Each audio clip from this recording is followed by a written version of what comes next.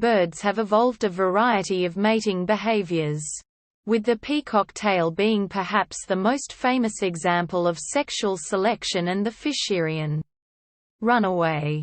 Commonly occurring sexual dimorphisms such as size and color differences are energetically costly attributes that signal competitive breeding situations.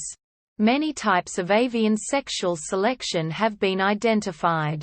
Intersexual selection, also known as female choice, and intrasexual competition, where individuals of the more abundant sex compete with each other for the privilege to mate.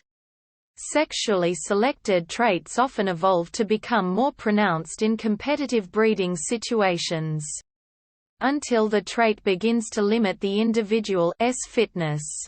Conflicts between an individual fitness and signaling adaptations ensure that sexually selected ornaments such as plumage coloration and courtship behavior are honest traits.